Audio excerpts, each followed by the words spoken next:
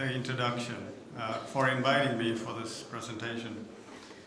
So the three greats that shaped my career are displayed in this slide. The late Dan Buick, who encouraged me to do interventions. He unfortunately passed away 2 years ago.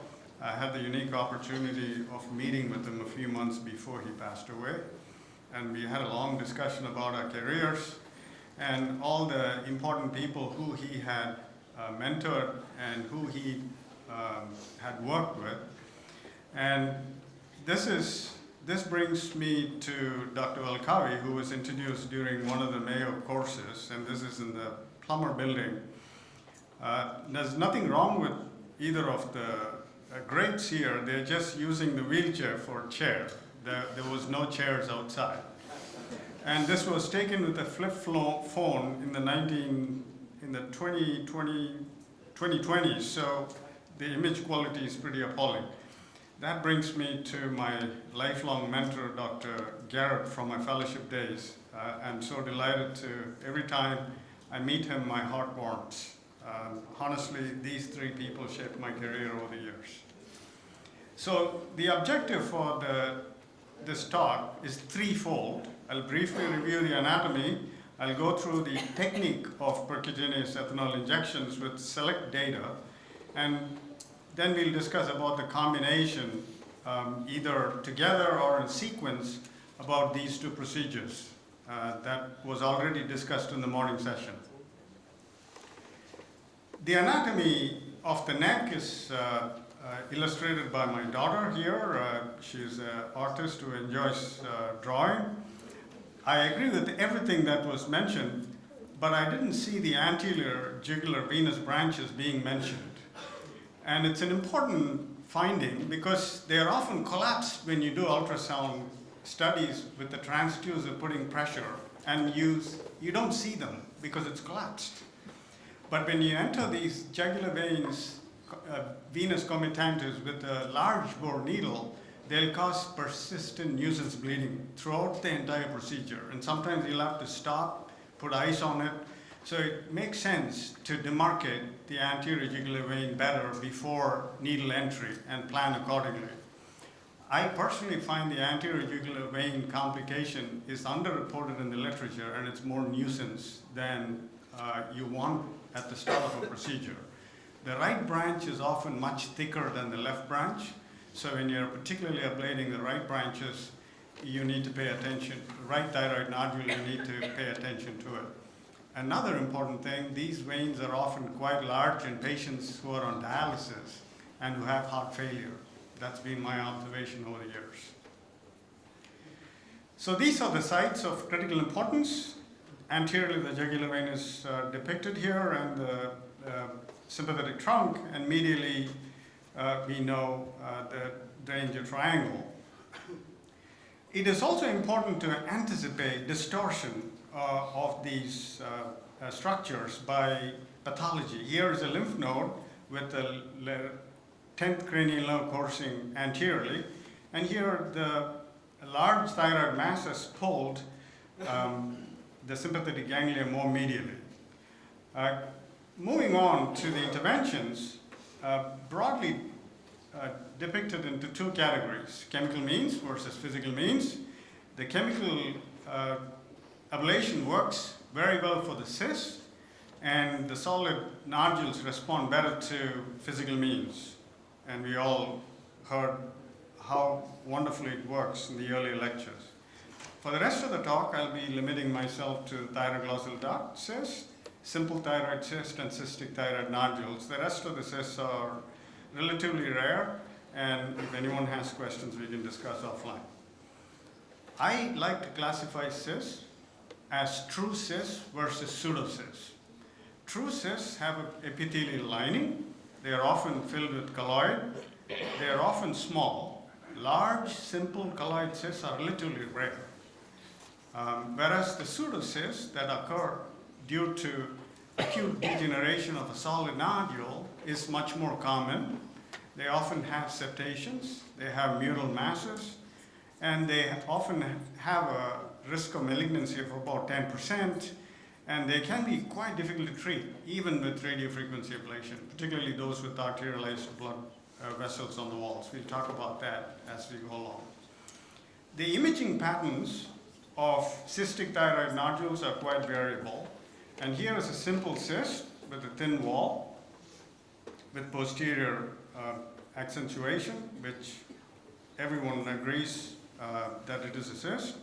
And here is a multiloculated cyst, and we saw some examples of this in the earlier lecture this morning. And these often have septations that are quite vascular, and interventions on these multiloculated cysts can be quite difficult because of, if you go through the septa with blood vessels, they can induce bleeding into these cyst cavities, and it's very difficult to aspirate the blood once it bleeds or it clots. You may have to postpone the procedure. So it's good to map carefully and define where the blood vessels are in the cyst.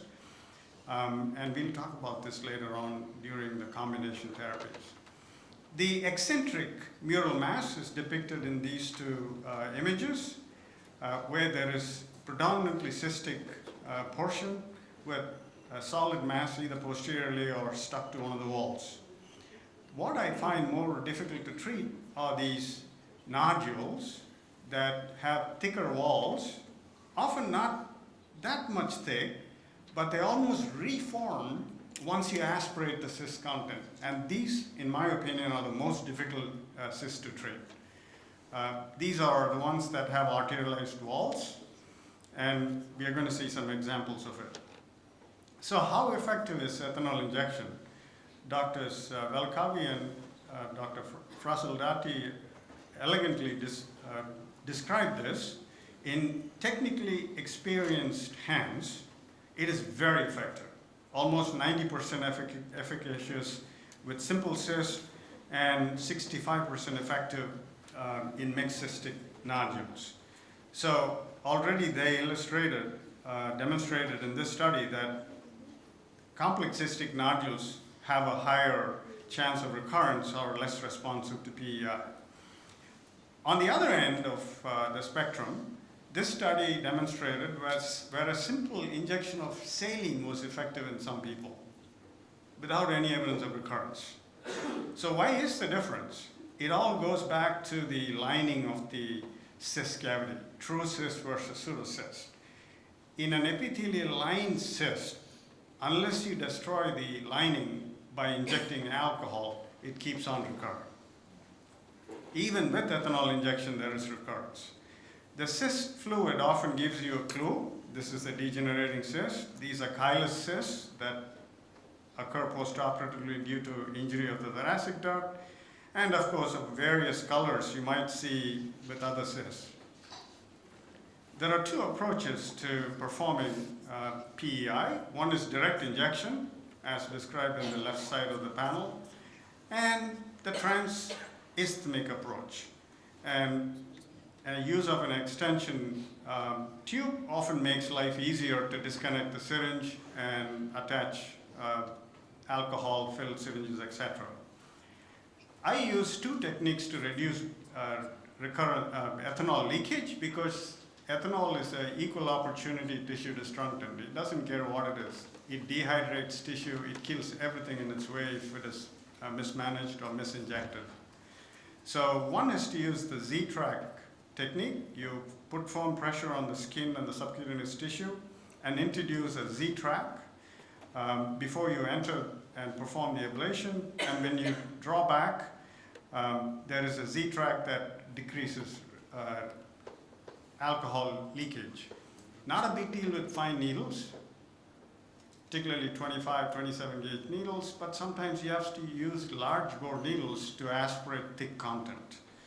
Another approach is to use transisthmic approach, where the normal thyroid tissue in the isthmus and the neighboring thyroid globe acts as an area of safety buffer to prevent against alcohol leakage.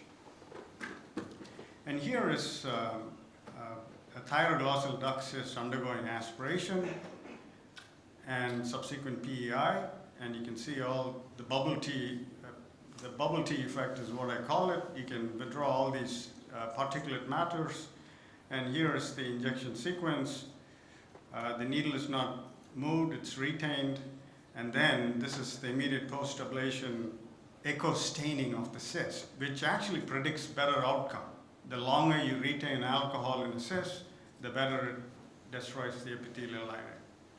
Here is a gigantic cyst in a young male with 2 episodes of recurrences, and I was skeptical this will respond to PEI, and you can see the distortion of the anatomy as described because of the mass effect.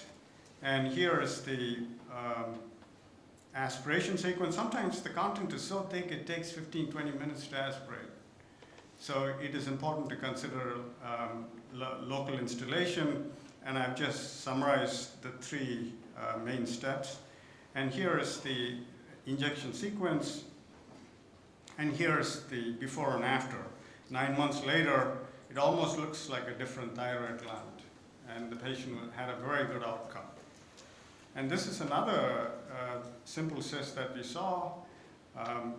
It's being aspirated to near dryness. It's important not to injure the posterior wall. This is the esophagus. The injection occurs, and this is the effect 9 months later, near complete resolution of the cyst. So which nodules respond less well to PEI? It is the nodule I mentioned earlier, those that appear to reform after aspiration. And they often have intense vascularization, and these are very difficult to treat. Even with PEI, there is a risk of recurrence. And I have a theory about it. We'll talk about that in the next slide. So some of these cystic neoplasms are the ones that present with the thick walls that are vascular. That's been my observation. And in the 3 or 4 patients I've done mutation profiling, they're all RAS tumors. So they're definitely not BRAF. They have the similar appearance, ecotexture of an isoechoic nodule, so they're TIRADS 3 or 4 at the most. They're not TIRADS 5 nodules. And this is one situation where if there is a thick-walled reforming nodule, you may want to consider perhaps molecular markers. Moving on to one of the biggest difficulties with cystic nodules, which is the non-diagnostic aspirate. The cyst is so degenerate, you'll never get enough cytology to call it benign or malignant. They'll just say degenerated red cells and particulate material seen. They'll call it non-diagnostic. It is okay to inject non-diagnostic after 2 or 3 aspirations. But if you do inject non-diagnostic cysts, I tell patients they need to be followed for at least 2 to 5 years. My theory being, if there is going to be a neoplasm, invariably it manifests in that time. It gives you an opportunity to offer surgical intervention. In high-risk patients, I'm even more cautious, those with strong family history or EBRT, for Hodgkin's particularly. Those patients should be treated with kid's gloves, so to speak.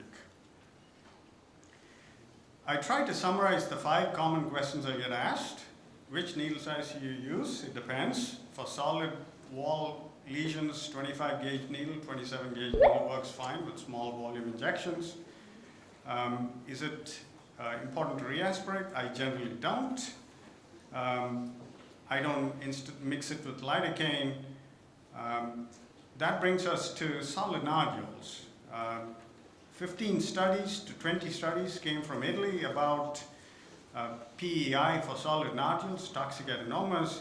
None mentioned ethanol ablation with vascular targeting. We tried it, and it works quite well. So you map the blood flow, and you inject ethanol into the vessel as close to it as possible. It's a little bit of a hit and miss sometimes. Here is a nice example of a vascularity targeting. And immediately there will be disappearance of vasculature, which predicts good outcome in the study that we did.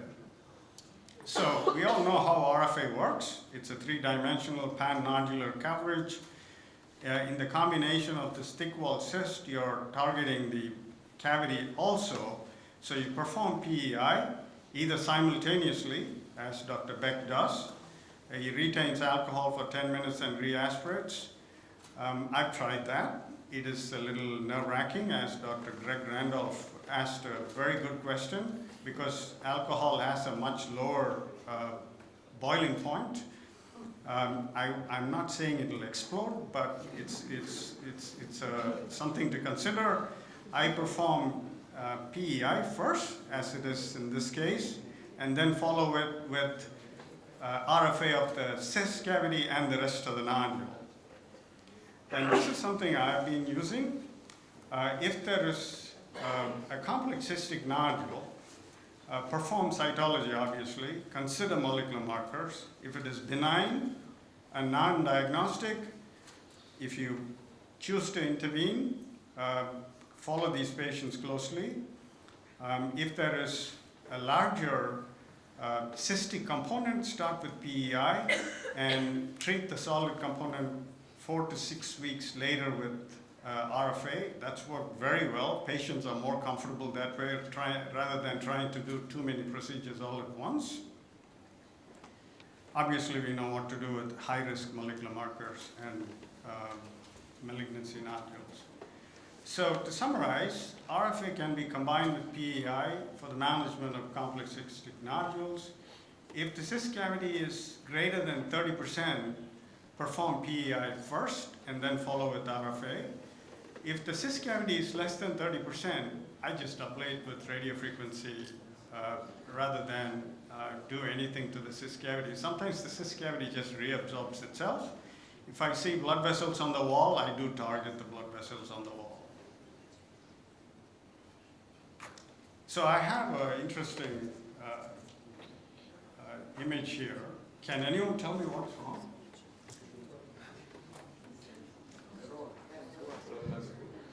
Yes, this is a painting displayed in Verona Museum, and my wife and I, our children are grown up.